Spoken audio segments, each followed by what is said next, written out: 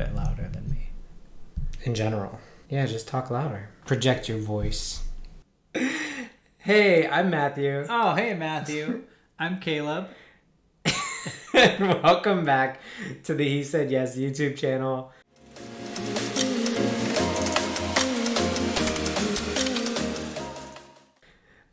Very excited for today's video because we're going to be talking about the first 5 things that we needed to get done here in Amsterdam after getting here. Before we get into that, please take a moment to like this video, subscribe to our channel so you can follow along, and drop a comment down below of anything that you want to see in terms of content from us. We'd be happy to make it for you. Yeah, let us know what you like about the videos, what we could do better, and what other videos you want to see us do. And so let's kick things off with number 1. The first thing that we had to do in Amsterdam that was required, because Amsterdam is not a car-friendly city, it is a bike-friendly city. Everybody bikes everywhere. There's more bikes than people in Amsterdam. We have bikes. We do road biking. They're very nice road bikes. That is not what you drive around for commuting. You may have seen them in our other video where they were in the background. So to get around in Amsterdam, you ride something called an Oma fiets. It's basically what you ride around Burning Man. Where did you learn that?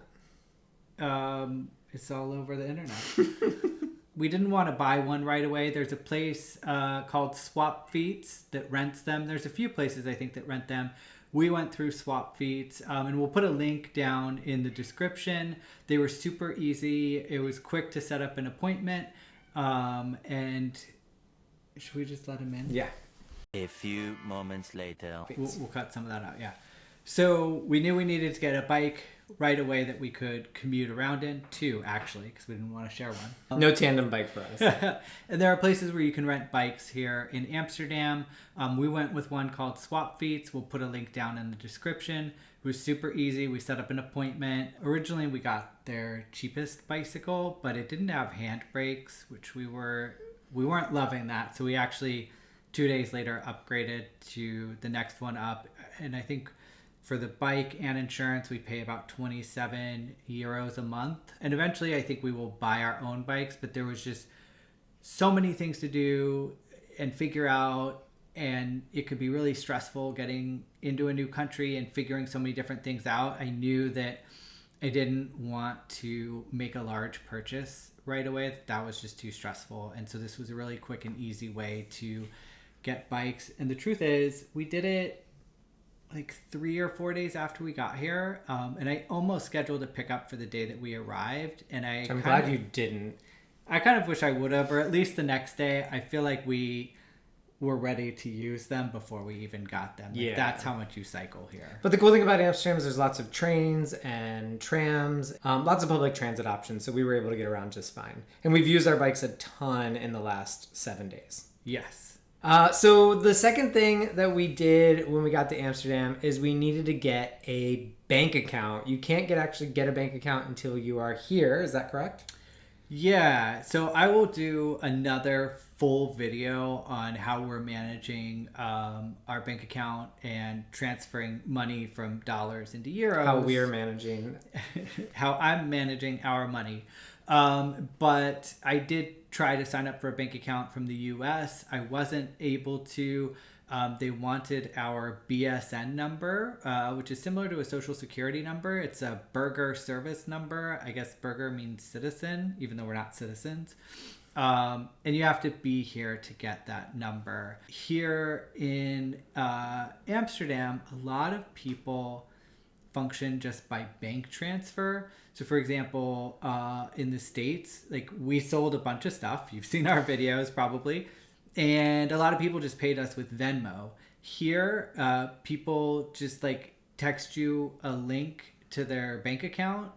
And you send them money. And you click it and you send them money, and that's how transfers happen. So I'll do another much more in-depth video about it, but it was definitely critical to get our bank account here. And then related to that, this wasn't one of the first 5 things, but I set up our budget as well, which has been a little complicated because it's dollars and euros, and I'll do a video about budgeting for an international move with different currencies. That'll be a fun one. He probably won't be here for that one. No. But related to that, like I said, we needed, in order to set up the bank account, we needed our BSN number. So what did we have to do? We have to register with the city. And so one of the really cool things about the Netherlands is that they have a registrar basically of all the people who are here. Is that cool? I think it's kind of cool. I don't know. They like, I picture it as this like old book. They put a scroll. I know this isn't, and they like, in script.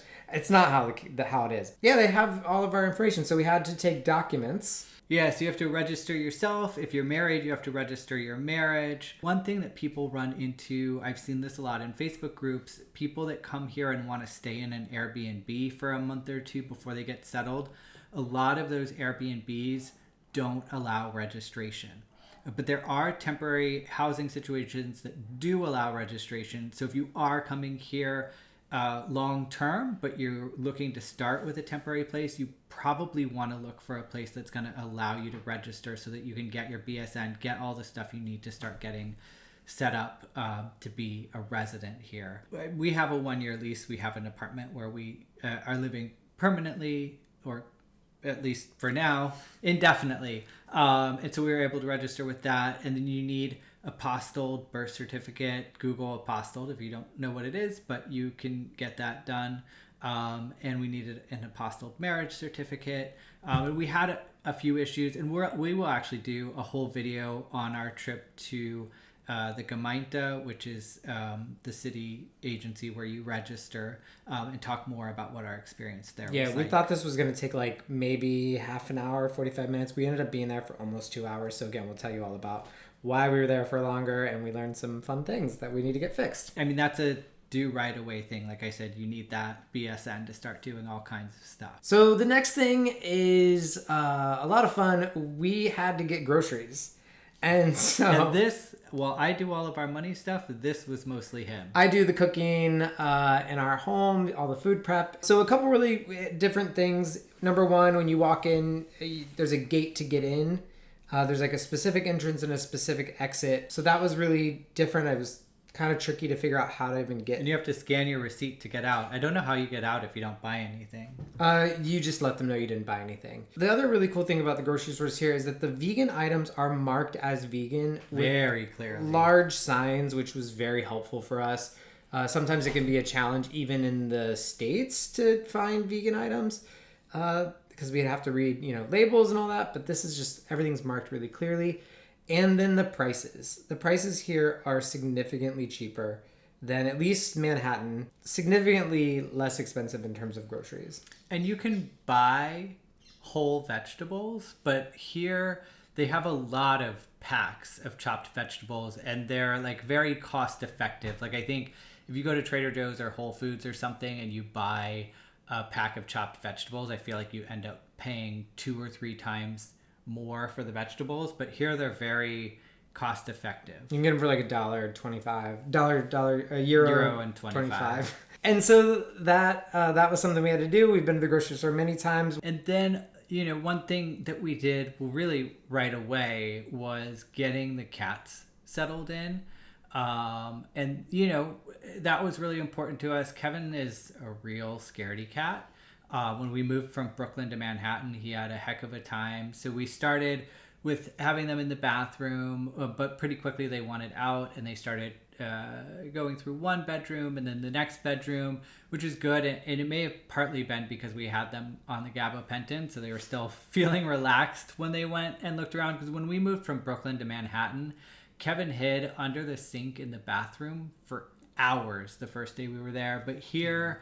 I think while you were doing the first grocery run, the cats were like, we're ready to come out of the bathroom and like look around. So they adjusted relatively quickly. They're still skittish, but that's not super abnormal for them.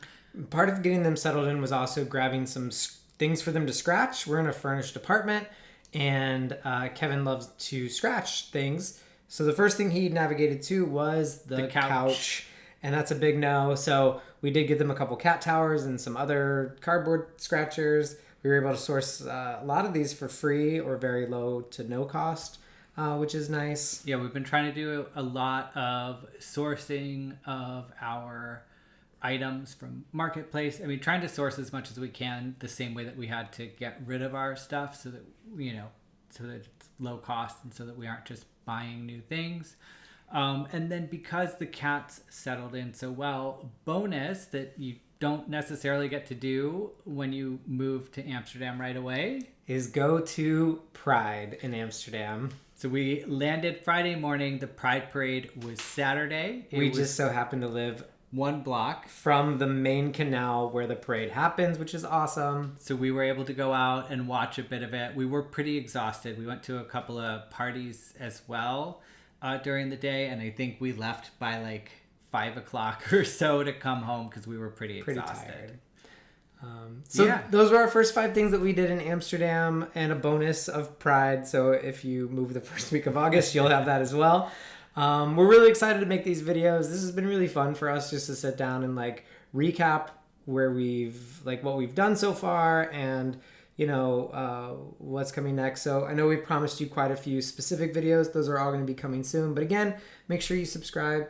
And let us know what you're most interested in hearing about from us. All right. We'll see you next time. Bye.